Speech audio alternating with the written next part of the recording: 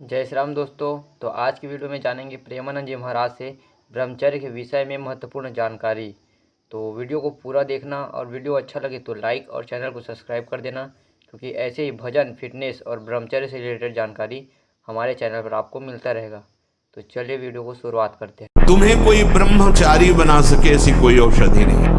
एकमात्र मन को प्रभु में लगाकर नाम जप करो और जो संयम बताया जा रहा वैसा करो, सब ठीक हो जाएगा, सब ठीक हो जाएगा। तुम समर्थ बन जाओगे अपनी इंद्रियों को रोकने के लिए।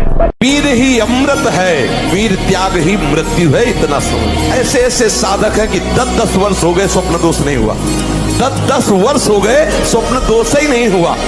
ऐसे भी उपासक है हमारे पास है, अपने पास है, 10 वर्ष हो गए स्वप्न दोष ही नहीं हुआ। तो क्या है, उन्होंने संयम किया, वीर जो है स्थगित हो गया, परिपक्व हो गया, धीरे धीरे ऊर्ध्वगामी होने लगता है। वीर शक्ति का क्या होता है, एक अभ्यास होता है।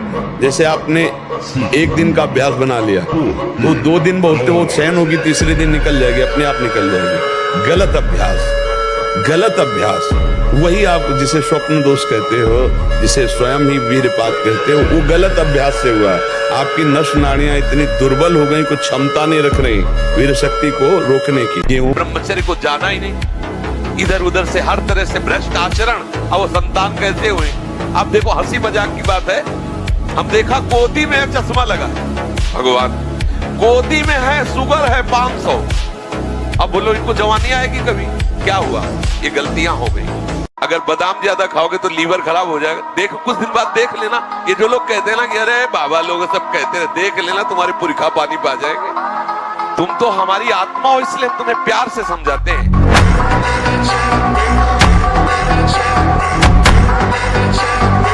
तुमने ब्रह्मचर्य को जाना ही नहीं, इधर उधर से हर तरह से भ्रष्ट आचरण, और वो संतान कैसे हुए।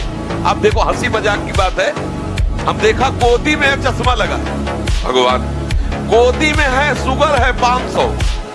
अब बोलो इनको जवानी आएगी कभी? क्या हुआ, ये गलतियां हो गई।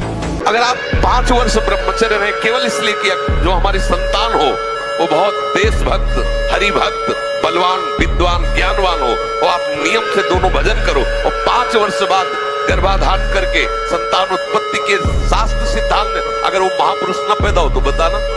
तो अब हमारे दिमाग में बैठ गया है कि स्त्री शरीर में सुख है, स्त्री शरीरधारी साधक के दिमाग में बैठ गया है पुरुष शरीर में सुख है।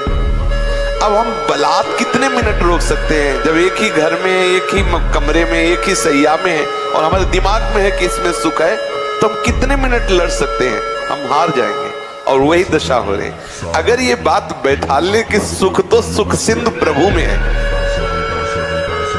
भगवत चिंतन करने वाला ही ब्रह्मचारी हो सकता है। मन का निसंकल्प होना ही ब्रह्मचर्य है।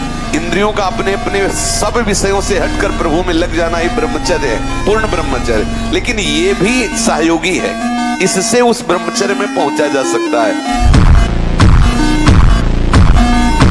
13-14 वर्ष का बच्चा है और उसकी हालत ये है कि उसे वैद्य के द्वारा औषधियां दिला करके उसे ठीक करने की चेष्टा कर रहे हैं।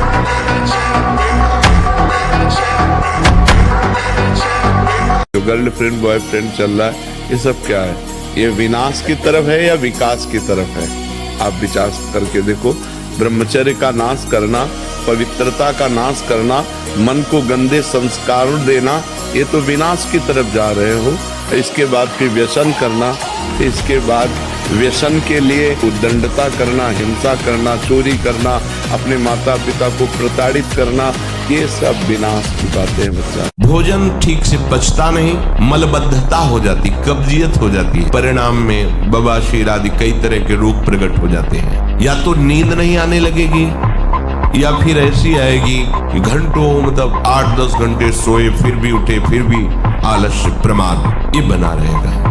आंखों में हर समय भारीपन बना रहेगा, बिना किसी चेष्टा के रात्रि में स्वप्न दोष हो जाएगा, वीरपात हो जाएगा। ये उसके लक्षण है जो जानबूझकर ब्रह्मचर्य का नाश करता है।